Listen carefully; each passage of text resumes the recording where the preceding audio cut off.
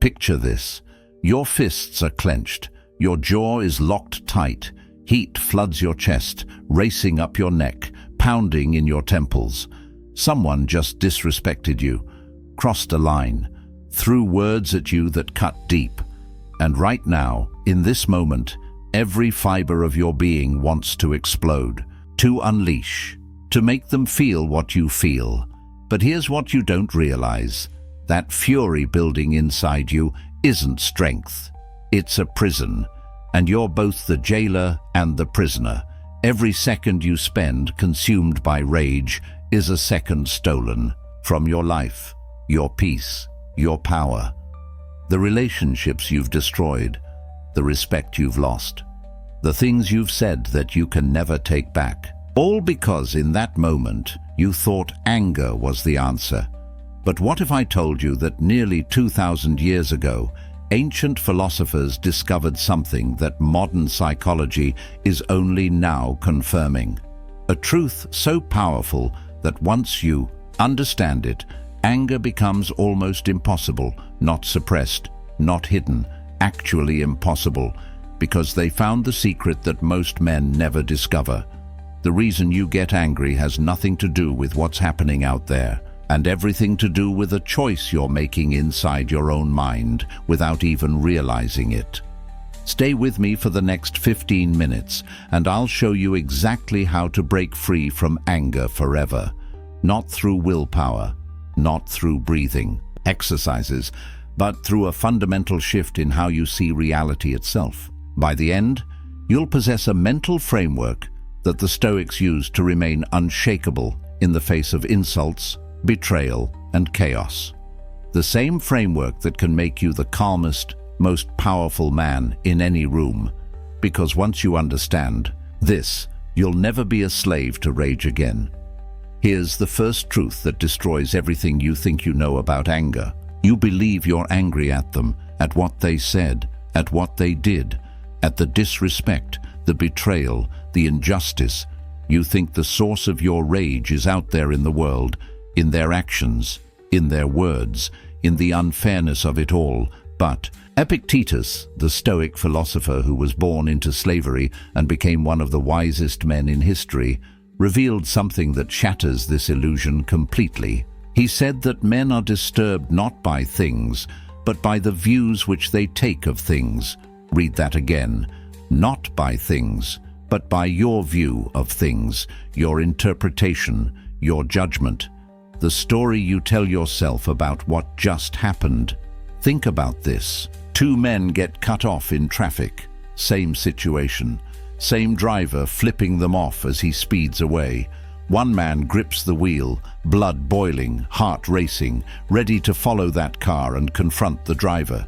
The other man simply shakes his head, maybe even chuckles, and continues his drive in peace. Same event. Completely different responses. Why? Because the event itself has no power. The power lies entirely in the judgment they make about it. The first man tells himself a story. This is disrespect. This is an attack on me. I need to defend myself. I need to make him pay. And with that judgment, with that interpretation, he creates his own prison. His body floods with cortisol. His rational mind shuts down. His entire day, maybe his entire week, is now ruined by a stranger he'll never see again. The second man makes a different judgment. That driver is probably having a terrible day, or he's late, or he's just reckless.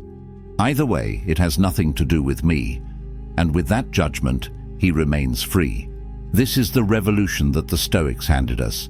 You're never fighting them, you're always fighting your own mind. The battle isn't out there, it's between your ears. You are the one generating the anger, not through their actions, but through the meaning you assign to their actions. The moment you grasp this, everything changes. Because if you created the anger, you have the power to uncreate it. The prison door has been unlocked this entire time. You just didn't know you were holding the key. So if anger isn't coming from them, if it's coming from your own judgments, then who actually controls this? That's where Marcus Aurelius enters, the most powerful man in the known world. Roman emperor, commander of armies, ruler of millions. And yet, as a young man, he couldn't control his own temper. He writes in his personal journal, The Meditations, about his struggle with rage, about how he would become furious with his Stoic teacher Rusticus, about how close he came to losing control and doing something he would regret forever. Marcus knew the story of his predecessor, Emperor Hadrian, who in a moment of rage stabbed a slave through the eye with a writing stylus. Later, when Hadrian calmed down and apologized, the slave said the only thing he wanted was his eye back. And even an emperor couldn't give him that. The damage was permanent. The lesson was clear. You can rule an empire and still be a slave to your emotions. You can command armies and still be conquered by anger. But Marcus discovered something that changed everything. The Stoics called it the dichotomy of control, and it's the single most powerful framework for understanding life that has ever been created. It's brutally simple. There are things you control, and there are things you don't control. That's it. And when you truly internalize this distinction, anger becomes nearly impossible. Here's what you actually control. Only 3 things: your thoughts, your judgments, your responses. That's the entire list. Everything else, every single other thing in this universe is outside your control. Other people's actions, their words, their opinions, the past, the future, outcomes, circumstances, traffic, weather, the economy, your body's aging, other people's respect. All of it, completely outside your control. Now here's the brutal truth. Almost all of your anger comes from trying to control things you cannot control. You're angry because someone disrespected you, but you cannot control what they say or think. You're angry because something didn't go your way, but you cannot control outcomes. You're angry because the past happened, but you cannot control what already occurred. Every moment spent in rage over these things is energy poured into a bottomless pit. It's trying to move a mountain by shouting at it. It's absolute insanity. But look what happens when you shift your focus to what you actually control. Someone insults you. You cannot control their words, but you can control your judgment about those words. You can choose to interpret them as the ravings of someone having a bad day, or the opinion of someone whose opinion doesn't matter, or the behavior of someone who simply doesn't understand. The event stays the same, but your judgment transforms your entire experience. Your project fails. You cannot control the outcome, but you can control what you do next, how you learn from it, how you adapt, how you rebuild. The failure stays the same, but your response determines whether it destroys you or strengthens you. This isn't resignation. It's not giving up. It's the opposite. It's radical empowerment. Because when you stop wasting energy on what you can't control, you suddenly have enormous power for what you can. You're no longer fighting a war on 1,000 fronts. You're focused, directed, unstoppable. The Stoics understood something profound. Accepting powerlessness over externals gives you ultimate power over yourself. And power over yourself is the only power that actually matters. Because the man who masters himself can never be conquered. The man who tries to master the world will always be at war. Marcus wrote that you have power over your mind, not outside events. Realize this, and you will find strength, not the strength to control others, the strength to remain unshaken no matter what others do. That's freedom. That's power. That's the dichotomy of control. Now here's where most men fail. They understand this intellectually. They nod along. They think they get it. But when the moment comes, when someone disrespects them, when something goes wrong, they explode anyway. Why? because they didn't meet anger at the gate. They let it in. And once it's inside, it's nearly impossible to control. Seneca, another Stoic philosopher, wrote an entire essay called On Anger, and in it he gives us a metaphor that's absolutely brutal. He says that anger is like an invading army, and the best plan, the only plan that works, is to resist it at the very beginning, to stop it at the frontier before it crosses into your territory. Because once anger enters the city, once it passes through the gates, it doesn't allow you to set limits. It does whatever it wants. It burns everything. And by the time you realize what's happened, the damage is already done. Think about the timeline of anger. Someone says something. You feel that first spark, that initial reaction. Seneca calls this the involuntary proto-passion. You can't control it. It's automatic. Your body reacts before your mind can catch up. Heart rate spikes, adrenaline dumps, face flushes. That's biology. That's not your fault. But here's what happens next. You have maybe 60 seconds, 1 minute. That's the window. That's when your rational mind can still function. That's when you can still think clearly. That's when you have a choice.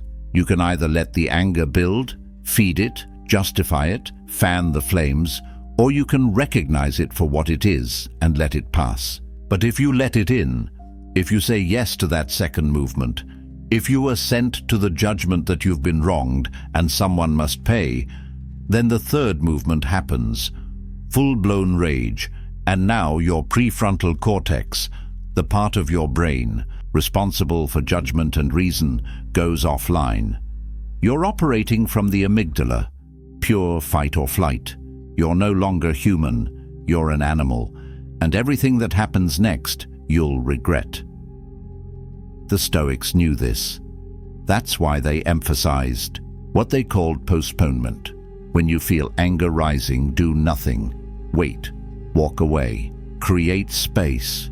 Because anger is temporary. It peaks and then it fades.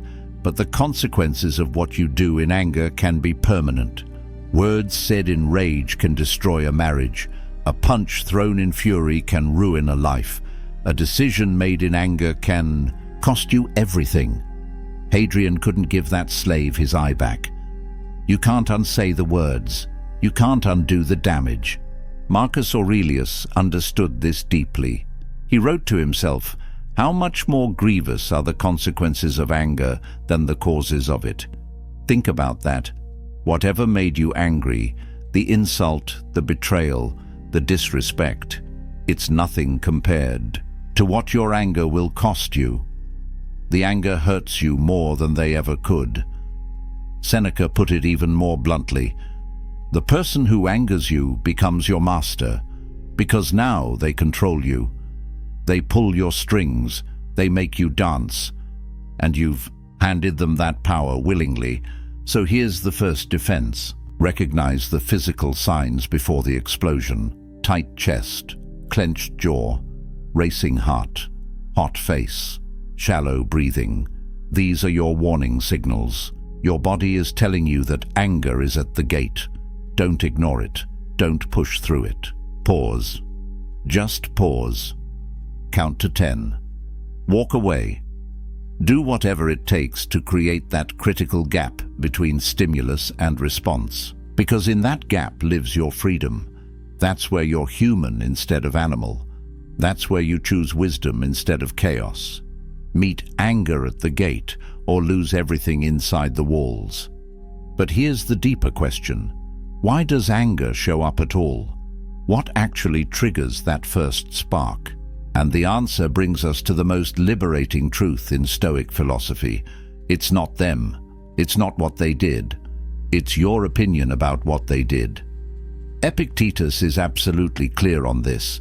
It's not things that disturb us, but our judgments about things. Remove the judgment and you remove the anger. It's that simple and that difficult. Think about what actually happens when someone disrespects you. They say words, sound waves hit your ears, Neurons fire in your brain, processing those sounds into language. And then, and this is the crucial part, you interpret those words. You assign meaning. You create a story.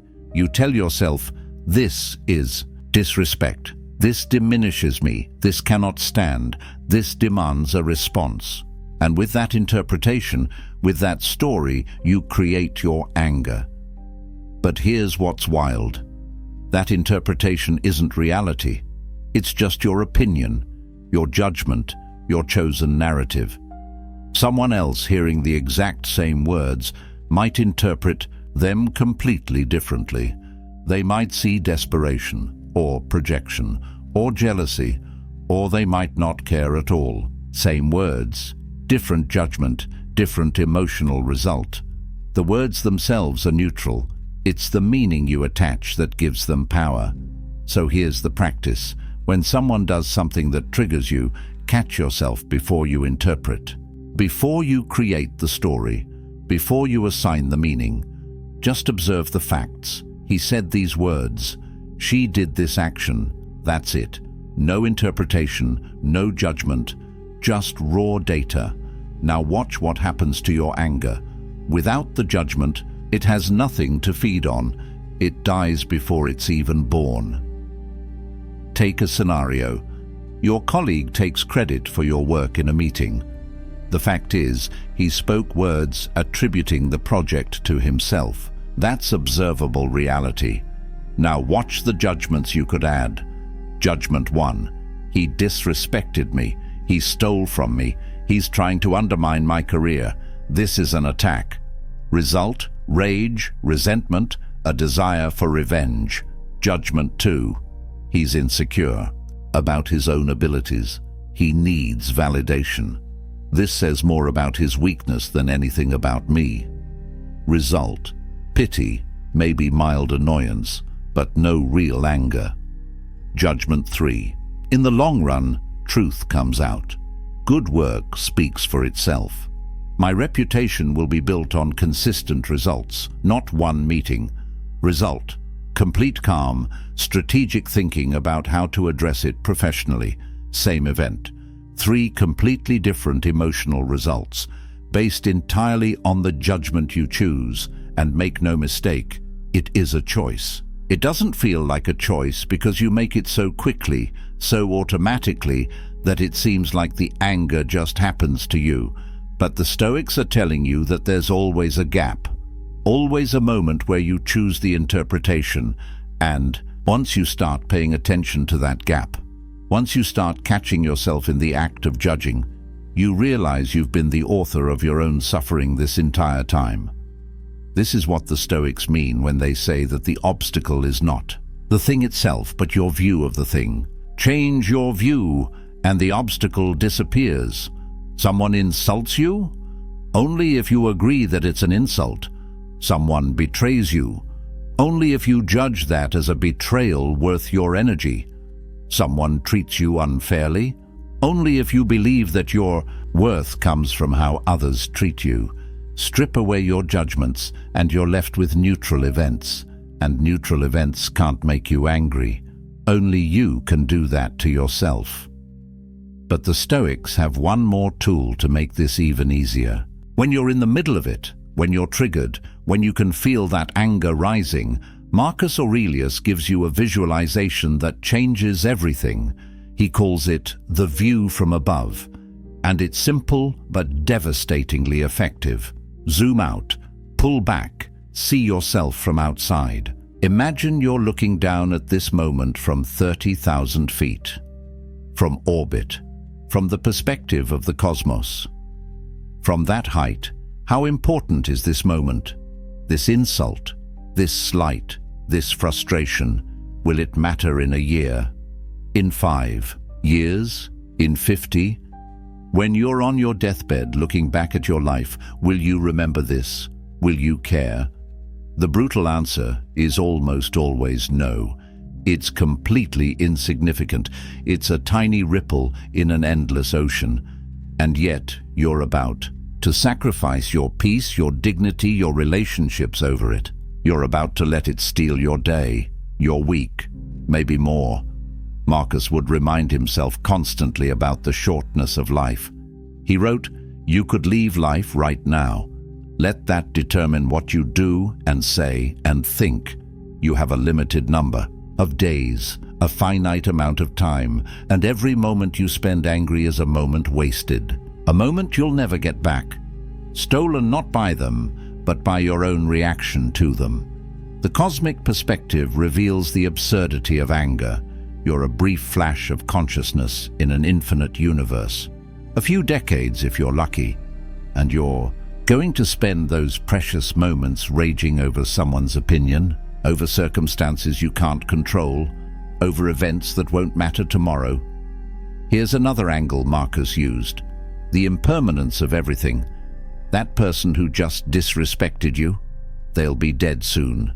So will you, both forgotten, both dust. The Roman Empire seemed eternal. It fell. Your career, your reputation, your pride, all temporary, all fleeting, all ultimately meaningless in the grand scale. So why give them the power to disturb your inner tranquility? Why hand over your peace for something so temporary? And here's the final piece of the cosmic view. Recognize your shared humanity. Marcus would remind himself every morning that today he would meet people who are meddling, ungrateful, violent, treacherous, envious. But he would also remind himself that they act this way out of ignorance. They don't know good from evil. They're doing the best they can with the understanding they have. Just like you mess up sometimes, just like you've hurt people, just like you've been ignorant. They're human, flawed, struggling, just like you. When you see it from this perspective, anger transforms into something closer to compassion, or at least indifference. Because how can you stay angry at someone you pity? How can you rage at someone whose entire existence is a brief, confused stumble toward death, same as yours? The view from above doesn't make you weak. It makes you wise. It shows you what actually matters, and anger almost never actually matters. All right, you understand the theory. Anger comes from your judgments. You can only control your own mind. You need to catch it at the gate. You need the cosmic perspective. But how do you actually do this? How do you turn philosophy into practice? Here's your system. The Stoic protocol for remaining unshakable no matter what life throws at you. Start every morning with what Marcus called the morning meditation. Before you check your phone, before you start your day, sit for 5 minutes and prepare yourself. Remind yourself that today you will encounter difficult people, people who are angry, selfish, ungrateful. But here's the key: you expect it. You're not surprised by it. You're prepared for it. When you expect challenges, they lose their power to upset you. You've already mentally rehearsed the moment. So when someone cuts you off in traffic or snaps at you in a meeting, you don't react with shock and anger. You think, "Ah, yes, just as I expected." One of today's challenges, and you handle it with calm. This is premeditation of adversity. The Stoics would visualize worst-case scenarios not to be negative, but to be prepared. If you spend time each morning imagining someone disrespecting you and practicing how you'll respond with dignity instead of rage, then when it actually happens, you've already trained for it. Athletes visualize performance before competition. Stoics visualize challenges before daily life. Same principle. You're training your mind to respond with wisdom instead of emotion. Now, in the moment, when you feel anger rising, use the 3-breath rule before you speak, before you act, before you do anything. Take 3 slow, deep breaths. Count them. Feel the air moving in and out. This does 2 things. First, it creates that crucial gap between stimulus and response, that space where freedom lives. Second, it activates your parasympathetic nervous system, the calming response, which literally counteracts the fight or flight response your body is having. While you're breathing, ask yourself one question. What would a wise person do right now? Not what do I want to do? Not what does my ego demand? What would wisdom choose? Would Marcus Aurelius blow up over this? Would Epictetus let this disturb his inner peace? Would Seneca sacrifice his tranquility for this temporary irritation? The answer is always no, and if they wouldn't, why should you? Then comes the evening review. Before you sleep, Seneca recommends auditing your day. Where did you get angry? What triggered you? What judgment did you make that created that anger? Could you have interpreted it differently? What will you do better tomorrow? This isn't about guilt or shame. It's about learning. It's about noticing your patterns. It's about slowly reprogramming your automatic responses. You're training yourself to catch the judgments earlier, to question them faster, to choose wisdom more consistently. And here's a powerful technique Seneca himself used: the contrary action principle. When you feel anger rising, do the exact opposite of what anger wants. Anger wants you to yell. Lower your voice. Anger wants you to attack. Say something kind. Anger wants you to storm out. Stay calm and present. This breaks the pattern. It shows your mind that you're in control, not the emotion. It's like catching yourself mid-fall and turning it into a controlled descent. You're interrupting the automatic program and installing a new one. Finally, commit to 30 days. Track every time you get angry. What triggered it? How long it lasted? What you did? Be honest, be thorough. Because what gets measured gets managed. Just the act of tracking will make you more aware, and awareness is half the battle. You can't change what you don't notice. After 30 days, review your log. You'll see patterns.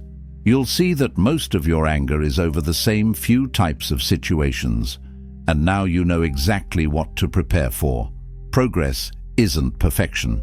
You're not trying to become an emotionless robot. You're building the skill of emotional command, the ability to feel anger arise, recognize it, and choose not to act on it. To let it pass through you like a wave instead of becoming the wave. Some days you'll nail it, other days you'll fail. That's fine. The Stoics weren't perfect either. Marcus still got angry sometimes. But over time, with practice, with consistency, the gap between trigger and explosion gets longer, the anger gets weaker, and your inner peace gets stronger. Until one day, you realize that the things that used to send you into a rage barely register anymore. That's freedom, that's mastery, that's the Stoic protocol working. So here we are. You've just learned what took the Stoics' lifetimes to perfect, the fundamental truth that's been hidden in plain sight. You're never angry at them. You're angry at your own judgments about them. You cannot control what happens to you, but you control everything about how you respond. Anger is not strength. It's weakness disguised as power. Real strength, masculine strength, the kind that commands respect without demanding it, is calm. It's the man who remains unshaken while chaos swirls around him. The man who speaks quietly while others yell.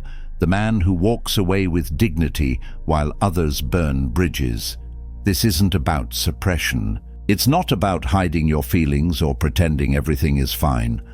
It's about understanding that most of what makes you angry is completely beneath you.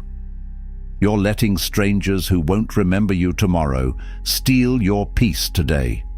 You're handing your power to people who don't deserve even your attention. You're sacrificing your inner tranquility for situations that won't matter next week. That's insanity. And now you see it. When you master this, everything changes. Your relationships deepen because you're not reactive anymore. Your respect grows because people see that you can't be rattled. Your decisions improve because you're thinking clearly instead of through the fog of rage. Your peace becomes your default state instead of something you're always chasing. You become the kind of man who walks into a room and immediately the energy shifts. Not because you're trying to dominate, but because you've dominated yourself. Marcus Aurelius, the most powerful man in the world, knew this. He wrote, "The nearer a man comes to a calm mind, the closer he is to strength. Not loud strength, not aggressive strength, calm strength, unshakable strength. The strength that doesn't need to prove itself because it's already proven. That's what's waiting for you on the other side of anger. A version of yourself you haven't met yet. The version who's free." So here's your challenge. For the next week, commit to this. Every time you feel anger rising, pause. Recognize the judgment you're making. Ask if it's actually true. Ask if it actually matters. Choose a different interpretation. Meet the anger at the gate and turn it away. Keep track. See what happens. I guarantee you'll be shocked at how much energy you've been wasting, how much peace you've been sacrificing, and how much power you actually have once you stop giving it away. If this resonated with you, if you're ready to join a brotherhood of men who choose wisdom over chaos, who understand that real power is internal, hit that like button right now. Subscribe to this channel because we're building something here, a community of men who refuse to be slaves to their emotions, who understand that the ancient philosophers weren't teaching theory, they were teaching survival skills for the modern battlefield of life. And every video on this channel is designed to sharpen that edge, to make you harder to break and impossible to control. Remember what Marcus wrote. You have power over your mind, not outside events. Realize this and you will find strength. That's not just a quote. That's the key to unshakable peace. That's the answer to a life lived without rage. That's your inheritance from the Stoics. Don't waste it. Don't stay trapped in anger when the door's been open this entire time. Walk through it. On the other side is the man you're meant to become. Calm, powerful, free, and absolutely unshakable. That's not just philosophy. That's your future if you choose it. See you in the next one, brother.